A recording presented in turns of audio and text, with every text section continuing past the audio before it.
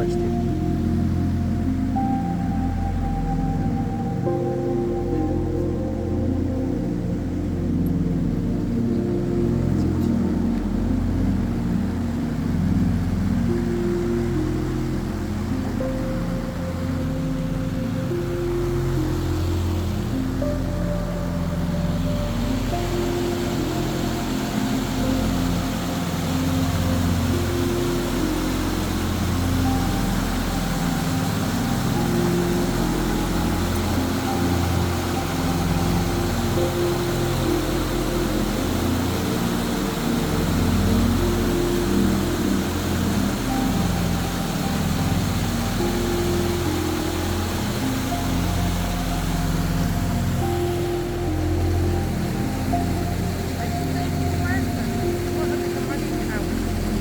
Я не думаю, что мне не нравится.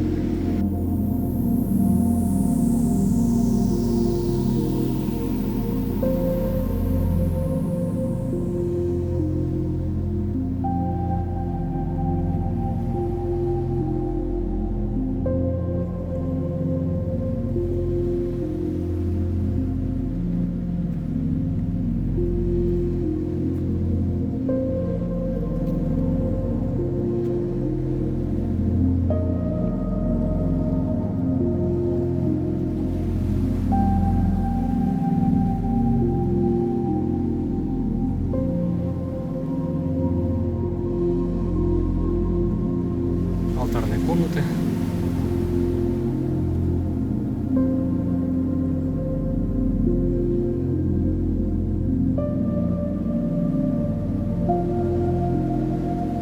Вот самое место, где мы обычно слушаем рассказ Андрея о славных деяниях Падмасабхавы. Вот они пытаются забросить шарфики, не всегда это получается. Кто забросил, тому повезет, да? Вот кто-то забросил.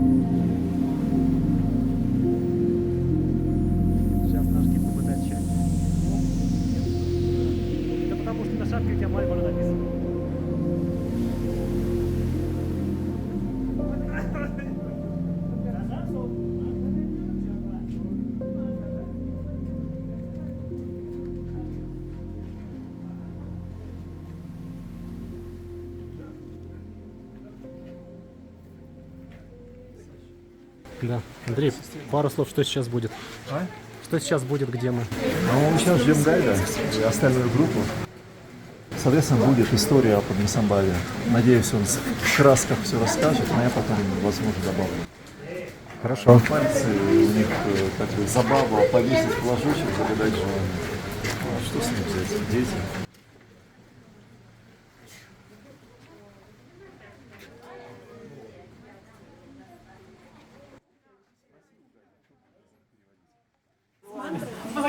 Okay, we start, right? You start with mantra. We start with mantra. Yeah, can you do it, please? Да, ребята, тихо, сейчас Таши для нас мантру. Mantra четвертый.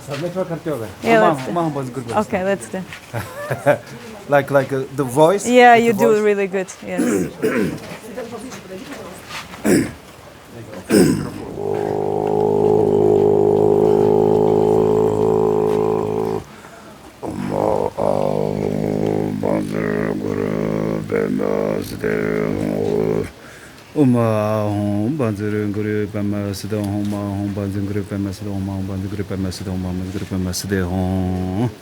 Okay, thank you. Thank you. Yeah.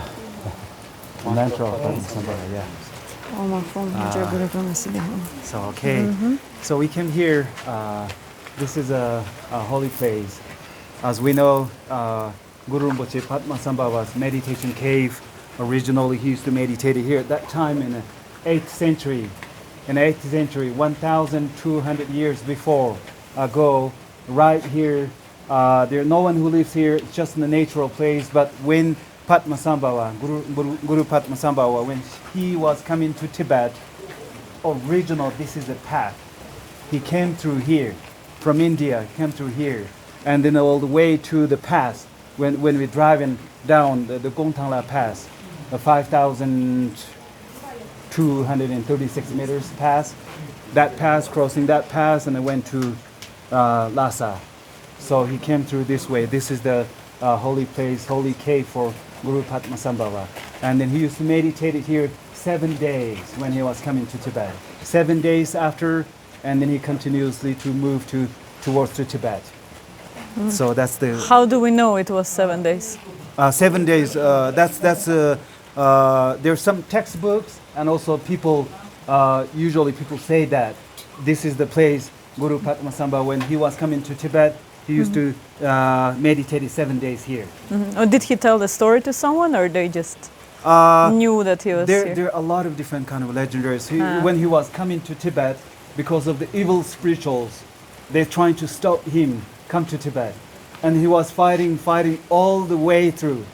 There are so many different kind of stories about that. He was fighting with the evil spiritual, and then original, he used to meditate it here in this town. There's a giant stone, and then there's some kind of a evil spiritual ghost or whatever, and they're trying to stop him, like transform into a big giant stone and on the middle of the road.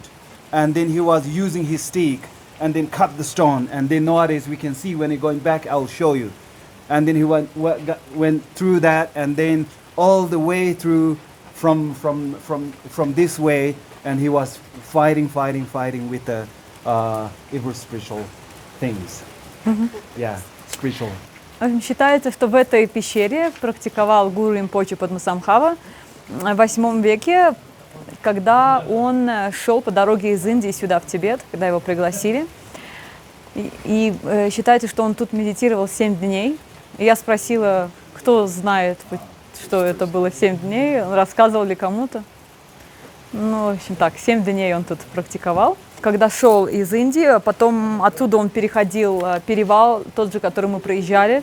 Мы проезжали, а он проходил на высоте 5200. What was the name of that cross that you told me, the pass? Pass, Gongtangla Pass. Gongtangla, Yes, Gongtangla Gongtangla Pass. Pass. Перевал Gongtangla. Ла у них обычно означает на турецком перевал. What does name Gongtang?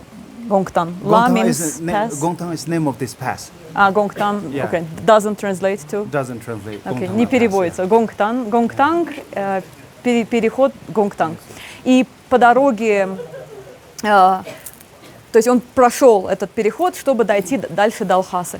И по дороге ему всяческие препятствия порождали вот эти вот, как они считают, злые духи, чтобы не дать ему возможности дойти до Тибета и передать знания. Он преодолевал множество препятствий на пути. Даже мы будем проходить, здесь увидим большой камень. Считается, что он проходил, когда мимо, вдруг на дороге образовался или дух, принял форму большого камня и никак ему не давал пройти мимо. Так он, используя свои ситхи, духовные навыки, он с палкой прорубил этот камень и прошел мимо. В итоге мы увидим где-то на обратной дороге, увидим этот камень. То есть Ну что ж, друзья, завершается наш маршрут. Я вам хочу показать очень любопытное сооружение. Считается, что вот этот огромный камень какой-то демон загородил путь Падмасамбхаве. И Падмасамбхава, вот его рассек якобы пополам своим посохом. И вот здесь прям тропинка такая. Ну, то есть якобы он и прошел сквозь это место. Different kind of a meditation caves of Guru Rinpoche. Guru Rinpoche has many, like even the north face of Everest base camp. There's a cave. Also used to meditate there. Also in that cave. How did they find out it was exactly his caves? That's you know, like in the 8th century. There's some stories like from the 8th century in some of the text. We can see. But who wrote the text? How did they know? How did they know? The Tibetan people, actually, some of the students, Okay. some of the Guru Rinpoche's followers, some of the like in Nyingma sect we call the terma, right? Terma. Okay. Like someone who So wrote tertons. this kind of Okay. yeah, someone who wrote this kind of things and then buried somewhere. Got and it. then So some they great found masters, termindos. they took it out from the got it. ground and the caves Okay. and that kind of a text. В общем, вопрос был, сколько времени заняло Гуру Римпоче пройти от Индии до Лхасы. Точных источников нету, никто не знает. Но плюс часто рассказывают, что он использовал разные ситхи быстрого шага, там, может, летал и так далее. В определенных местах даже есть как будто отпечатки, где он пытался летать и не знал, как собой управлять, и как будто вот след его тела остался где-то в Гималаях. Тут, когда он проходил, раньше не было никакого города, то есть это была девственная природа, то есть представляете, да, он проходил отсюда. И я спросила у Таши, откуда они знают, он говорит, таких очень много пещер по всем Гималаям. И я говорю, вот откуда они знали, что именно там Падмасамбхава был, а не кто-то другой, много же пещер. Но если вы читали в текстах, говорят, что Гуру Римпоче и Еши Цогьял прятали какие-то послания, которые называются терма, повсюду по Гималаям, что кто-то их в итоге найдет и получит это знание, послание через какое-то количество времени. И считается, что тот, кто нашел это послание, называется тертоном. Так вот, он говорит, во-первых, например, если кто-то находил это терма, то есть они понимали, что, значит, там был Падмасамбхава или Еши Цогьял. Или, говорит, его последователи нигматской традиции или ученики, каким-то образом они узнавали, что он в этих местах практиковал, медитировал и так далее. Поэтому вот так вот они определяли, в каких пещерах по Гималаям находился именно Гуру Римпоче. И Таша нам рассказал, что даже у базового лагеря Эверест есть пещера, где там он тоже практиковал. Yes. So, and then one is a Guru Rinpoche's cave here, and then the other one is like, according to the Tibetan history, this is also a very famous place, according to Tibetan history, because this place we call the Dipuk. Dipuk. Yeah. In Tibetan language, Ji means apart, separate. Puk means cave. The cave is Padmasambhava's cave. Ji is related with the Princess Bhrikuti from Nepal.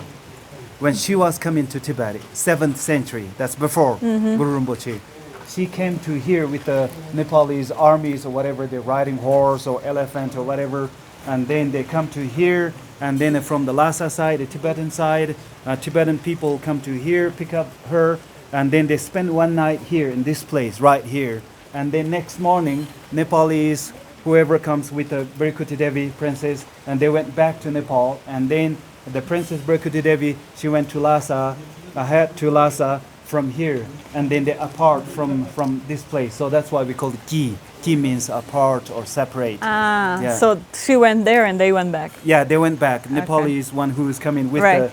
who was coming with the Nepal princess.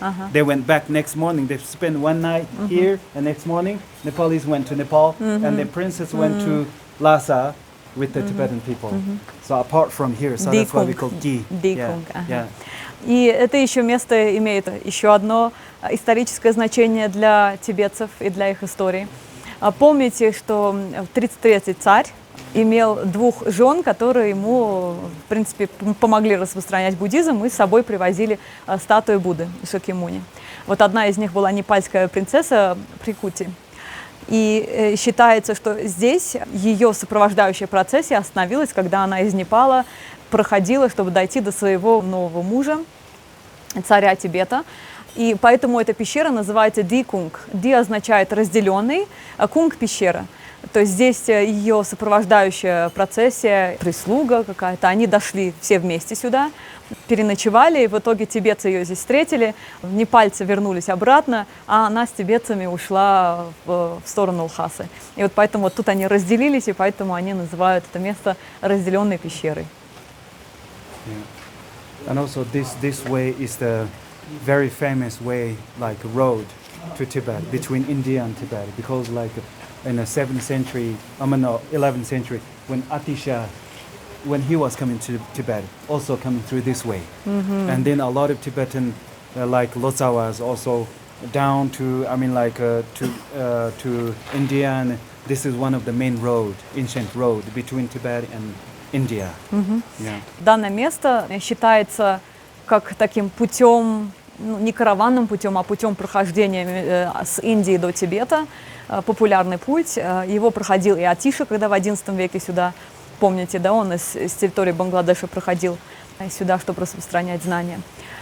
И много из лотсавас, это вот переводчики тибетские, которые переходили в Индию, чтобы какие-то из текстов, сутр и так далее перевести на тибетский язык. То есть они тоже по этому пути проходили вниз через Непал, в Индию и возвращались опять по этому пути обратно в Тибет. Поэтому это такое знаменательное место в плане вот их переходов. То есть много таких сильных духом людей проходило эти места. И мы с вами тут. Yeah. And then down there, the big chapel, inside of the chapel, Padmasambhava statue, and the side of the both side, the right and left side and Kandu Yishin Sogyat, and left side Nachamandarawa. And then the other side, to the left side of that big one, and there's a small chapel there. That one is a Tibetan king. It's a statue inside of there, Tibetan king, and then Sungsan Temple, and Princess Bhrikuti, there is statue inside there, down there. That's what we can see. This area. И под этой пещерой мы еще увидим 2 такие маленькие пещерки, как маленькие храмики. В одной из них статуя Падмасабхавы, по правую сторону Ешицогяль, по левую сторону Мандарава и его супруги по практикам. И другая пещерка чуть-чуть поодаль, она поменьше, там 33-й царь с принцессой Бхикрути, там их статуя. Мне Таши до этого рассказал, что они какую-то ночь тут тоже проводили, практикуя в той пещерке.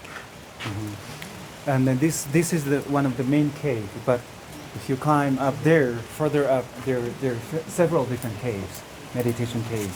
But before, before Cultural Revolution, or like couple of hundred years ago, there are many people who are meditating here, but nowadays we don't really see anyone. Why? Not allowed? Actually, the one thing is, because of the modern society, new generation, and the other thing is also not everyone can come and meditate here.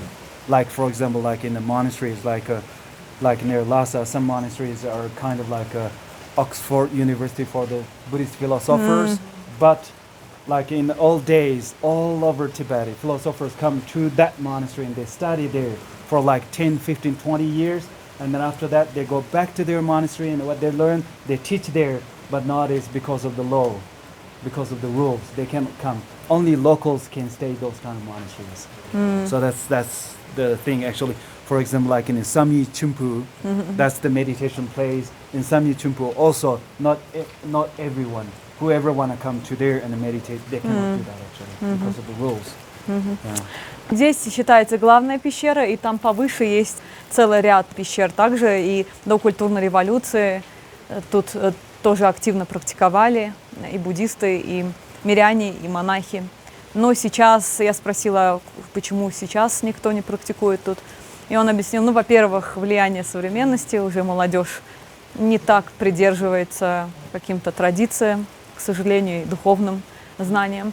А во-вторых, еще и, к сожалению, из-за определенных законов, которые приняло китайское правительство после культурной революции. Если раньше как было, они приезжали в университет, ну, вот для них, как Оксфордский университет, для них это вот крупный монастырь, например, где мы были, там, в Самье. И они проводили там 10-15 лет обучаясь, а потом они возвращались в ту местность, откуда они сами были родом, и вот в тех местных монастырях они дальше, ну, как скажем, проповедовали, то есть несли эти знания, вы помните, там помогали с какими-то ритуалами и так далее. А сейчас им не разрешают, то есть если он уехал, ему не разрешают возвращаться. Только местные жители могут в эти места приходить практиковать. Например, в Самье-Чимпо есть место вот именно для практик рядышком, и там только вот кто местный там оттуда, там зарегистрирован был, только они там могут практиковать. А вот других не разрешают, например, им из Лхасы или других мест, например, поехать и там еще почувствовать, да, там практику поделать или почувствовать энергию. Вот, к сожалению, поэтому из-за этого многие места остаются пустынными. То есть те, кто хотел бы практиковать, приехать не может, а местные забывают традиции и знания. How about foreigners? Can we come stay here and then spend some months living here, practicing? No. Not allowed. Not at all. Not at all, actually. Especially Tibet. This is a part of Tibet Autonomous Region, and in Tibet Autonomous Region, it's impossible. For example, if for me, like if I said I want to go to like Ngandi Monastery, we went to Ngandi Monastery, right? If I said I want to go to Ngandi Monastery and stay there for 1 month in the monastery and study there, they say no. Even for you? Yeah, even for me, I can't. And for foreigners, it's For regulated foreigners. as well? Yeah, that- foreigners, as we know, you're aliens when you got here, so Yeah. you cannot stay in the monasteries. Yeah, we have a permit called aliens travel permit, right? How long? What's the maximum a foreigner can get a limit for? Actually, in Tibet Autonomous Region, only like 1 month. Okay. 1 month, and then if you go to eastern part of Tibet, it's fine, like for a couple months. You can stay there, like you when your visa is finishing and you extension visa, and You then can. come back and then stay near the monastery and then study some kind of things. What's the with maximum? monks? About 1 month, 3 months. I 3 think. months 3 in months, eastern, yeah. okay. But in Tibet Autonomous Region, in Lhasa, there's a Tibetan university. Inside of Tibetan university, about nearly 30 foreigners from different countries. They stay there, and they have a 2 years visa, student visa. Wow. How do you get permission? Yeah. good Yeah, question. that's the Probably it took a lot of effort. Да. yeah. It took a lot of effort. Мы There's все a- собрались. There's one family actually, one family from somewhere UK or United States. I'm not really sure, but his family, they got that visa, and they stay in Tibetan University, and they stay there for 2 months, 2 years. Yeah. А мой вопрос был, а могут ли иностранцы приехать? Значит, вот местные не практикуют, пещеры пустынные, никого там нет. А могут ли иностранцы приезжать здесь, получать какие-то разрешения и практиковать? Ну, пару месяцев, например, тут пожить.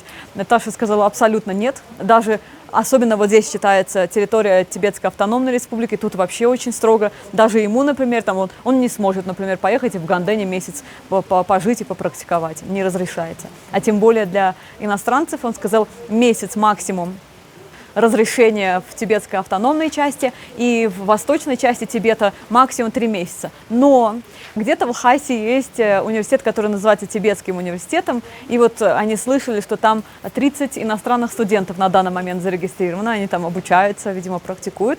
И он слышал, что есть какая-то семья не то из Англии, не то из Америки. Они всей семьей сюда приехали, получили 2-летнюю студенческую визу. Они обучаются и практикуют. То есть очень сильное, видимо, желание, было бы желание. Вот Надя спросила, а как они это сделали? Искать надо, видимо. Это тоже ситхи, чтобы найти эту возможность. Про пермит Идан, скажи, как Идан, называется. переведи, пожалуйста, известно вообще Падмасамбхава, каким был цвет глаз у него, цвет кожи, рост?